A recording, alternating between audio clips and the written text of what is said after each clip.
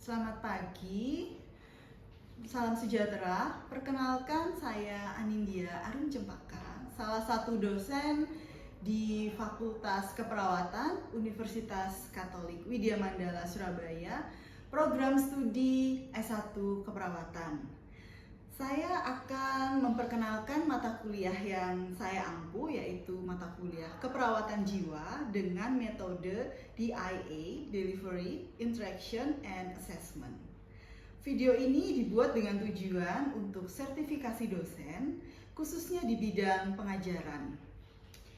Deskripsi mata kuliah dari Keperawatan Jiwa, yaitu mata kuliah ini membahas tentang modalitas dan asuhan keperawatan klien dengan berbagai kasus gangguan jiwa di laboratorium dan tatanan klinik dengan pendekatan proses keperawatan dan strategi pelaksanaan, komunikasi terapeutik gangguan jiwa dengan mengutamakan caring attitude dan service excellence.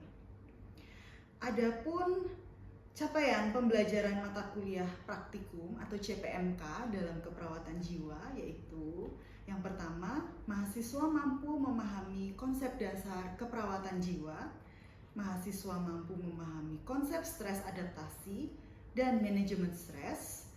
Yang ketiga, mahasiswa mampu mendemonstrasikan teknik manajemen stres. Selanjutnya, mahasiswa mampu membuat konsep dasar teori dan asuhan keperawatan sesuai dengan kasus yang akan dirawat dan disesuaikan dengan buku 3S, SDKI, SLKI, dan SIKI. Yang nomor 5, mahasiswa mampu membuat konsep dasar teori dan asuhan keperawatan sesuai dengan kasus yang akan dirawat, sesuai dengan buku keperawatan jiwa. Selanjutnya, mahasiswa mampu merancang konsep dasar teori sesuai kasus gangguan jiwa, yaitu harga diri rendah, isolasi sosial, dan perilaku kekerasan. Yang ketujuh, mahasiswa mampu memahami konsep skizofrenia dengan benar. Dan yang kedelapan, mahasiswa mampu merancang asuhan keperawatan sesuai kasus pada situasi bencana atau sindrom pasca trauma. Yang kesembilan, mahasiswa memahami konsep dasar adiktif, napsa, dan terapi metadon. Nomor 10, mahasiswa memahami konsep dasar asuhan keperawatan jiwa pada masalah psikososial, yaitu ansietas. Yang ke-11, mahasiswa memahami konsep dasar asuhan pada klien dengan masalah gangguan citra tubuh. Nomor 12, mahasiswa mampu merancang konsep teori dan asuhan keperawatan sesuai kasus gangguan jiwa, yaitu halusinasi, waham, defisit perawatan diri. Nomor 13, mahasiswa mampu memahami konsep dasar asuhan keperawatan jiwa di masyarakat. Nomor 14, mahasiswa mampu merancang konsep asuhan keperawatan pada klien masalah jiwa anak dan remaja. Nomor 15, mahasiswa mampu merancang konsep dasar sesuai kasus gangguan jiwa, yaitu resiko bunuh diri, berduka, dan keputusasaan. Selanjutnya, nomor 16, mahasiswa mampu menyusun kegiatan terapi aktivitas kelompok bagi klien dengan gangguan jiwa. Selanjutnya, mahasiswa mampu mendemonstrasikan kegiatan terapi aktivitas kelompok pada kelompok gangguan jiwa dengan jenis terapi aktivitas kelompok stimulasi persepsi, terapi aktivitas kelompok stimulasi sensori, dan terapi aktivitas kelompok orientasi realita.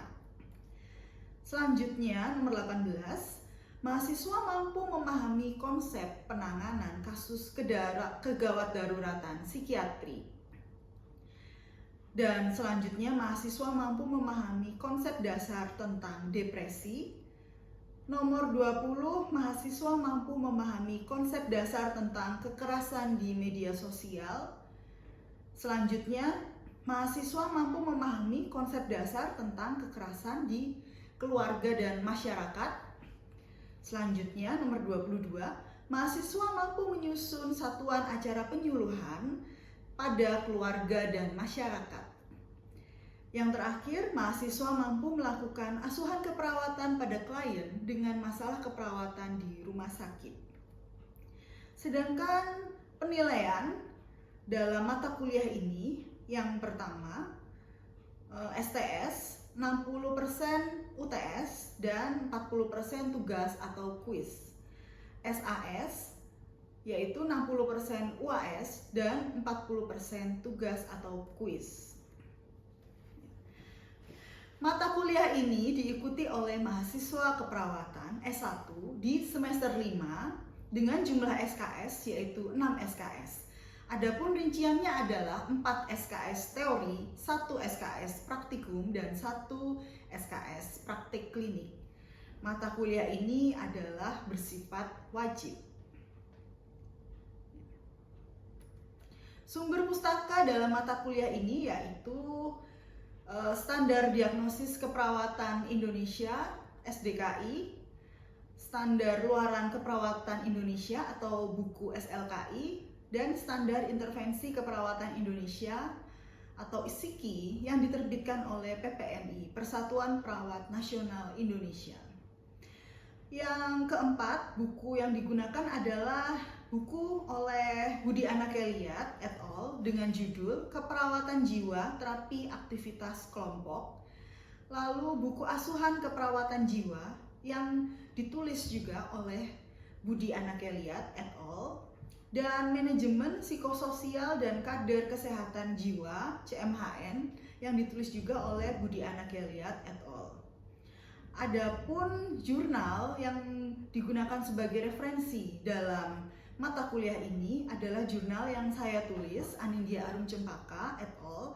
Yang berjudul Pengaruh Kombinasi Terapi Relaksasi Autogenik dan Musik Terhadap Tekanan Darah Warga Binaan Pemasyarakatan.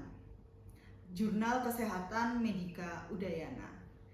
Selanjutnya adalah video pembelajaran saya selama di kelas.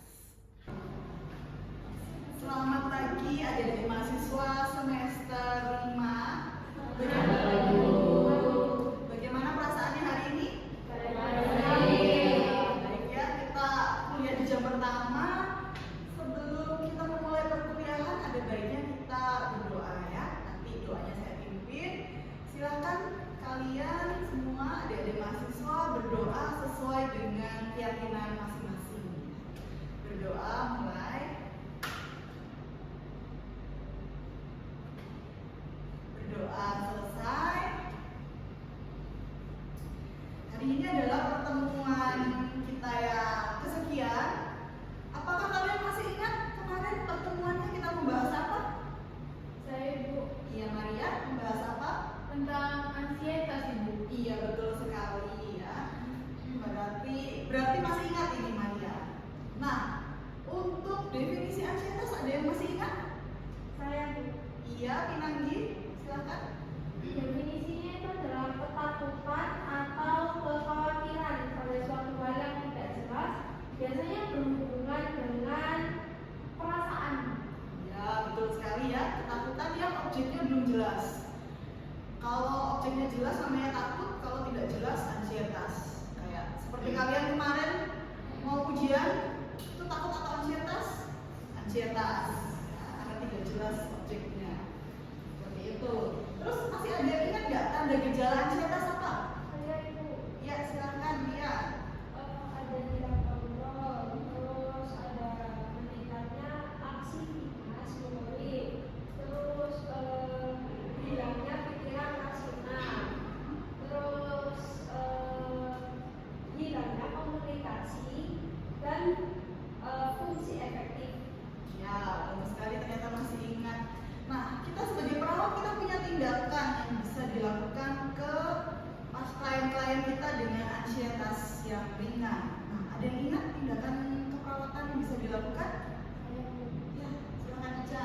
Jadi tindakan yang pertama itu kita melakukan kesadaran, yang kedua hipnotis 5 jari, yang ketiga kita melakukan relaksasi autogenetik, dan yang keempat kita melakukan relaksasi autotrogresi.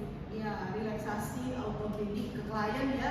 Kita bisa pandu klien, kita bisa lakukan semua relaksasi-relaksasi itu. Terapi-terapi ke klien kita yang mengalami ansietas ringan. Nah, ansietas ini nggak cuma di rumah sakit jiwa, tapi juga ada di rumah sakit pada umumnya. Jadi jangan dilupakan ya yang sudah saya ajarkan di pertemuan sebelumnya. Sedangkan sekarang kita akan belajar mengenai gangguan citra tubuh. Ini nggak cuma klien di rumah sakit aja, tapi mungkin kita juga ada yang mengalami gangguan citra tubuh. Belum tahu ya, karena belum dapat ilmunya.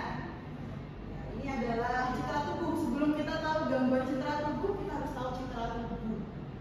Citra tubuh itu kumpulan sikap individu, sadar atau nggak sadar, terhadap tubuhnya. Dipengaruhi oleh apa? Dipengaruhi oleh berbagai faktor ya. Ini ada konsep diri, terus citra tubuh, harga diri, dan lain-lain. Nah, gangguan citra tubuh itu dipengaruhi oleh perubahan-perubahan. Ini adalah definisinya. Jadi kalau kalian tidak puas terhadap tubuh kalian, itu bisa disebut sebagai gangguan citra tubuh. Mungkin ada perubahan struktur, ukuran, bentuk, dan fungsi. Seperti itu. Ini menurut SDKI. Terus faktornya apa yang mempengaruhi gangguan citra tubuh? Itu ada predisposisi, faktor biologis, terus ada psikologis, ini ya, sifat kita, kepribadian. Kalau biologis ada misalnya status perkembangan fisik, sekarang sehat, kemarin sakit, atau kemarin sehat, sekarang sakit ya, atau adanya perubahan-perubahan seperti itu, kehamilan, proses penuaan, dan lain-lain. Lalu ada juga sosial budaya dipengaruhi oleh usia, gender, pendidikan. Misalnya apa usia? Kalau misalnya masih remaja, kalian ada tuntutan nggak? Harus langsing, harus tinggi, harus putih. Nah, seperti itu ya. Jadi ketika ketidakpuasan itu muncul, maka bisa menyebabkan gangguan citra tubuh. Gender, misalnya laki-laki harus seperti apa? Harus besar, misalnya harus berotot, tuntutan masyarakat, budaya kita, hal-hal semacam itu, sehingga mereka yang tidak puas dengan tubuhnya akan menyebabkan gangguan citra tubuh. Ini faktor presipitasinya ya, ada trauma. Terus transisi peran sakit ini, dulu sehat, sekarang sakit, jadi terbatas fungsi tubuhnya, dan ada proses pengobatan, misalnya pada pasien apa ya? Yang keras itu pasien apa? Kanker. Ya, misalnya pasien kanker, proses pengobatan sehingga menyebabkan apa kalau pasien kanker yang sudah dapat yang kanker rambutnya rontok? Iya, rambutnya rontok betul sekali ya. Ini kondisi klinis terkait, kalian sudah dapat 3S ya. Di SDKI ada ini, semua ini. Yang terkait dengan gangguan citra tubuh, artinya kondisi klinis ini bisa menyebabkan seorang pasien atau klien itu rentan terhadap kejadian gangguan citra tubuh atau diagnosa gangguan citra tubuh ya. Ini juga ya kondisi klinisnya ya, gangguan pola makan ya, ada orang apa ini pengen langsing ekstrim, belum dapat ya mata kuliahnya ya, ada orang anoreksia misalnya. Nyeri juga bisa menyebabkan gangguan citra tubuh, karena dengan nyeri maka nggak bisa apa misalnya pasien nggak bisa jalan, nggak bisa memegang sesuatu, sehingga fungsi tubuhnya terbatas. Terus penyebabnya ini semua ya di SDKI. Nah, ini adalah karakteristik atau tanda gejalanya. Jadi dia pasien itu secara subjektif ngomong saya dulu bisa jalan, tapi sekarang saya nggak bisa jalan. Saya dulu bisa menari, tapi sekarang nggak bisa menari. Itu subjektifnya mayor, lalu objektifnya adalah kehilangan bagian tubuh. Kita lihat, dia ada kehilangan bagian tubuh atau tidak, fungsi tubuhnya berubah atau tidak. Ini yang minor, kita bisa ambil juga yang minor ini sebagai data pendukung untuk gangguan citra tubuh. Sampai sini ada yang bisa merefleksikan dirinya? Apakah kalian ada ketidakpuasan dengan tubuh? Tidak usah dijawab, direnungkan saja dalam hati ini. Ini pohon masalah kalau kalian menemukan klien dengan gangguan citra tubuh. Untuk di jiwa, keperawatan jiwa, kita pakainya pohon masalah, tumbuh ke atas. Nanti sesuaikan ya dengan kondisi kliennya. Kenapa kok dia sampai merasakan gangguan citra tubuh? Copingnya apakah keluarga atau individunya yang tidak efektif? Itu ini luarannya. Sesuaikan dengan kondisi klien kalian di rumah sakit. Nanti kalau ketemu klien dengan misalnya kanker atau amputasi, diabetes yang amputasi, itu bisa terjadi gangguan citra tubuh. Silahkan diangkat kalau memang memenuhi syarat untuk diagnosa keperawatannya. Ini SLKI-nya luarannya, jangan diambil semua, sesuaikan dengan kondisi klien asli kalian. Ya. Terus ini intervensi keperawatannya, yang utama adalah promosi citra tubuh dan promosi coping. Kenapa? Supaya pasien itu copingnya efektif dan bisa beradaptasi dengan perubahan tubuhnya. Jadi keperawatan jiwa itu kan mengajarkan klien untuk beradaptasi, adaptif dengan kondisinya. Ini intervensi pendukungnya boleh diambil, kalau intervensi utamanya boleh barengan. Kalau memang bisa untuk intervensi keperawatannya ini boleh ambil dua ya, intervensi utama dan intervensi pendukung. Mungkin ada yang nggak ada di intervensi utama, bisa ke intervensi pendukungnya. Ini ada banyak ya, disesuaikan aja dengan kondisi kliennya untuk intervensi pendukungnya. Terus untuk evaluasi, silahkan kalian sesuaikan dengan kondisi klien sebelum dan sesudah. Intervensi evaluasi pakai apa?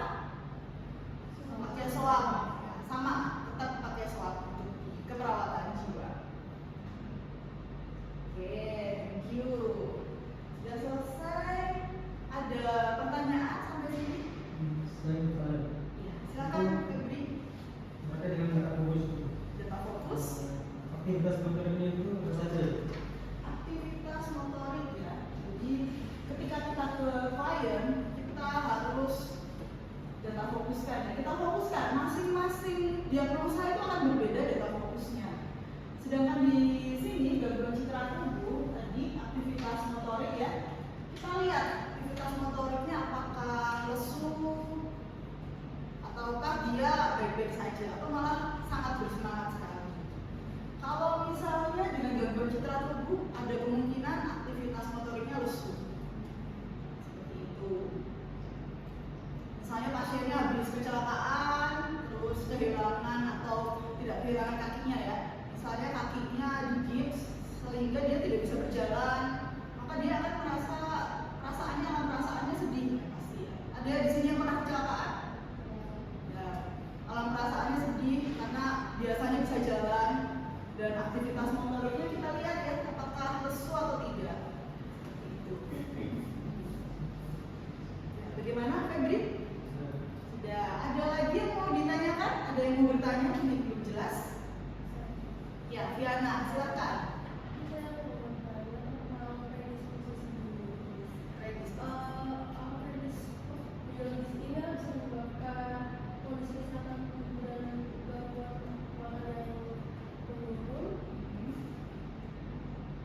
Ya, terus bagaimana?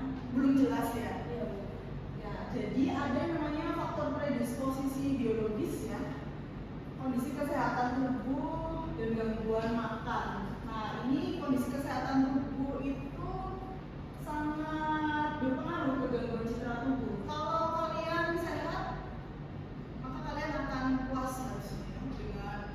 kalian. Tapi ketika kalian sakit, ada gangguan, maka akan ada perasaan kok saya tidak seperti yang lain. Nah, itu bisa mencetuskan gangguan citra tubuh atau gangguan makan. Ada penyakit-penyakit tertentu, penyakit misalnya anoreksia dan lain-lain, itu bisa menyebabkan gangguan makan dan karena disebabkan oleh gangguan citra tubuh. Jadi saling berkaitan ya. Gangguan citra tubuh bisa menyebabkan gangguan makan juga bisa menyebabkan gangguan citra tubuh. Kalau gangguan makan yang menyebabkan gangguan citra tubuh, misalnya kita stres terus dikit-dikit makan, akhirnya jadi obesitas. Loh, kok saya besar sekali ya sampai kursi perkuliahan saya tidak cukup misalnya. Akhirnya dia minder, sehingga terjadilah gangguan citra tubuh. Seperti itu ya. Bagaimana Fiana? Sudah jelas ya? Nah, kalau sudah jelas, maka saya ini mau bertanya ya. Intisari, ada yang tahu nggak intisari perkuliahan hari ini? Ada yang bisa menjelaskan? Saya Bu. Ya, silakan. Jika Jadi untuk intisari pada perkuliahan gangguan citra tubuh yang pertama-tama kita kan harus tahu dulu citra tubuh ini apa. Nah, untuk citra tubuh itu dia itu merupakan kumpulan atau suatu sifat individu secara disadari atau tidak disadari terhadap tubuhnya, di mana terkadang hal tersebut itu harus realistis gitu loh. Kayak kalau misalnya orang itu makin banyak yang suka sama tubuhnya, dia itu akan merasa semakin puas. Nah, sedangkan gangguan citra tubuh sendiri itu menjelaskan bahwa bagaimana adanya suatu perasaan terhadap tubuh karena ada perubahan struktur, ukuran, bentuk dan fungsi yang nggak disesuai sama orang tersebut.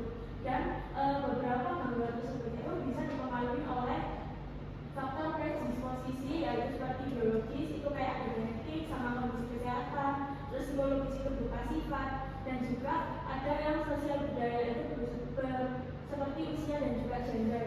Selain itu, selain predisposisi juga ada presipitasi. Nah, itu seperti trauma yang dialami. Lalu untuk contoh gejalanya itu biasanya kalau subjektif itu orangnya bakal mengeluh kayak, wah kok saya ini ada catatan di tubuh saya, ada perubahan bentuk. Terus untuk objektifnya itu ada kehilangan struktur tubuh dan fungsinya. Lalu untuk intervensi yang bisa diberikan itu seperti promosi citra tubuh dan juga promosi coping. iya, bagus sekali ya Cika ya untuk intisari. Ada yang masih ingat tidak data fokusnya itu apa? Data fokus untuk kalau misalnya kita curiga klien kita ini ada gangguan citra tubuh. Nanti kalau misalnya kalian ke rumah sakit untuk praktikum paliatif atau kanker, kita curiga, kita fokuskan data itu di apa? Ada yang masih ingat? Ya, silakan.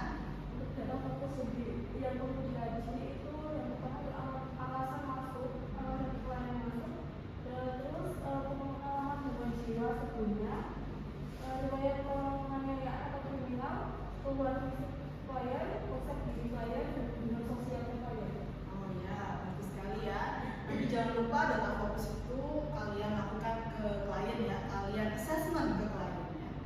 Nah, terakhir saya mau bertanya, ada yang masih ingat tidak? Ya. Apa ini pertanyaannya? Mau ditanyain apa ini? Ya, ketawa semua. Ada yang masih ingat ya? Tindakan keperawatan atau intervensi keperawatan yang bisa dilakukan pada klien dengan gangguan citra tubuh sesuai SDKI dan SIKI, sesuai SIKI untuk keperawatan. Iya, Naksel, silakan. Untuk prevensinya yang utama ada dua.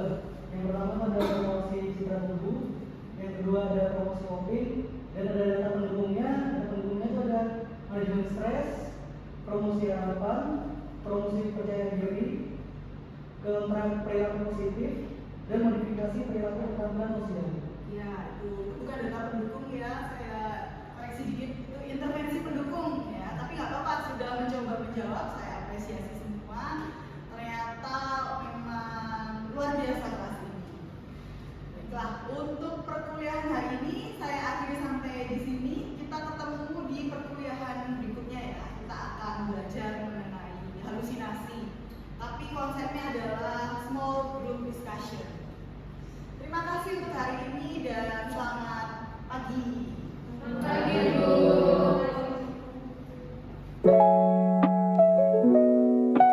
Thank